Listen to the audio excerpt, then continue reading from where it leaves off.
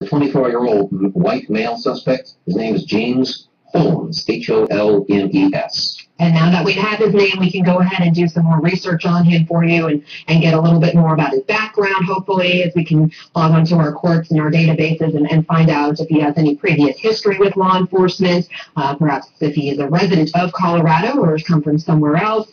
And so we'll be working on that right now. And as soon as we get more information on the 24-year-old suspect, James Holmes, we will pass that along to you right now. All we know about him is that he lives in an apartment believed to be in North Aurora, where the SWAT team is now combing and trying to gather evidence that he came to this movie theater, the Century 16 Theater in Aurora, last night around midnight when the Batman movie, the premiere of The Dark Knight Rises, started, and around 12:30 he opened fire inside one of those theaters, theater number 9, and he went to the front of the theater. According to witnesses, they saw a flash, they heard a hissing sound, smoke filled the air, and then multiple shots rang out, striking at least 50 people we now know are among the injured. 12 people are confirmed dead. Those 50 people who are injured taken to area hospitals, many of the hospitals bringing in all of their staff to be prepared for all the trauma that would be coming in not long after. Aurora police made the arrest in the parking lot of this theater, which is now cordoned off to any traffic. All those cars you see there were there for the movie or were at the theater at the time this shooting happened, and they are on scene right now gathering as much evidence as possible, trying to learn more about the motive of 24-year-old James Holmes, as well as whether or not there are potentially any other threats out there. Yeah, and so far they just had this one gunman, and they don't think it's any other tie to any kind of terrorism or other suspects. But at this hour, it's still early on. We've been on the air since about 3 this morning, so we're only a few hours into this. Aurora police tell us the shooting started at about 12:30. There was that midnight showing, again, of the Batman premiere. So you can imagine, with all the hype about that movie, those theaters were packed. And so as you look at that building there from Air Tracker 7, that's the one that sits across the parking lot from the Aurora Mall. And there were at least 2 theaters that were showing the movie. Theater 9, where the gunman was, and then there was Theater 8, the one next to it, that had the bullets and shrapnel go through the wall. Again, there was some kind of explosive device that started off the whole incident.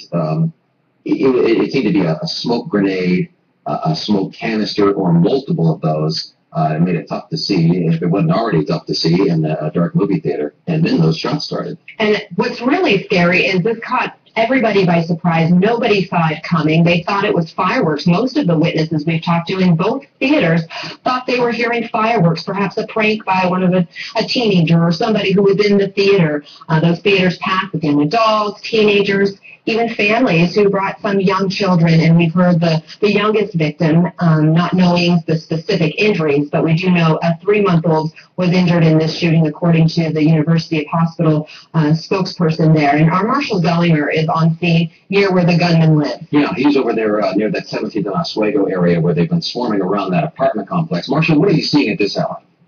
Well, it's interesting. Behind us here, you see another fire truck has arrived on scene. They got here shortly after the last time we were live, and they have hooked up, or they're in the process of hooking up one of the hoses to the fire hydrant just on the corner here at 17th and Oswego. From where we are, just about a half a block to 3/4 of a block down and to the right is the apartment complex that is being searched, where we believe, that police believe, James Holmes, the suspect in this theater shooting, lived. A number of armored vehicles are here just beyond the fire truck in the center of the road. I'm going to step behind my photographer to peek to the left here, and there is that is the newest armored vehicle, or at least heavy police vehicle I've seen arrive. We also saw Adams County Sheriff as well here. And I know that you guys were talking the footage from Air Tracker earlier of someone in SWAT gear using some sort of device to look inside the apartment complex. And we heard from residents who were evacuated about an hour and a half ago that before that was going on, the police that first arrived on scene around 1:32 in the morning, they were going into the apartments,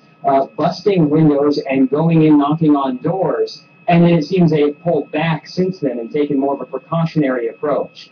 Down here at ground level, we're trying to stay, I know we're cheating a little bit beyond this middle line of 17th Avenue, but we're told not to go on that side of the street, that is a danger area. The safe area is over here, and I can only guess that's because the apartment that they're searching, if there were explosives inside, probably whatever might explode would go toward the far north side of the street. But that's every time we creep closer this way, we're reminded by the officers behind us that we're in a safe zone where we are right now.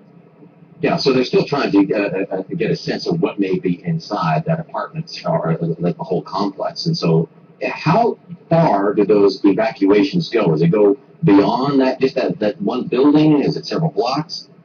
I tried to make a quick walk of the perimeter, and actually I can see the police tape has been stopped about 2-3 homes up Oswego between 17th and 18th. You can see the police tape behind me. Beyond that fire truck is going to be Paris Street, and then the stoplight after that is Peoria, and I believe that the police tape goes all the way to Peoria. And on this south side, it's another 1 or 2 homes in this direction. So I'm going to guess you've got the apartment complex and just a handful of homes, but on that far corner, the intersection where we met Rebecca and Leanne a little earlier, you can see there's a good dozen and a half people standing on that far corner at Oakland and 17th, and that's where they were told to evacuate too. They've just been hanging on that side of the intersection for a while. And we're monitoring our Air Tracker 7 video right now. You can see a ladder has been extended from a vehicle in the parking lot to one of the apartment windows. It's unclear what specifically they're trying to accomplish. At other times, we have seen SWAT members standing on top of rooftops, standing on top of vehicles.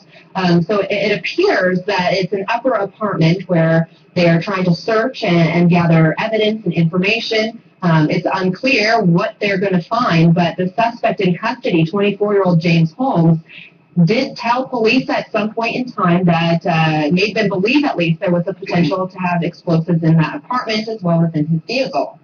Yeah, they hopefully using that ladder to try to get a little better look inside there. I'm going to go make.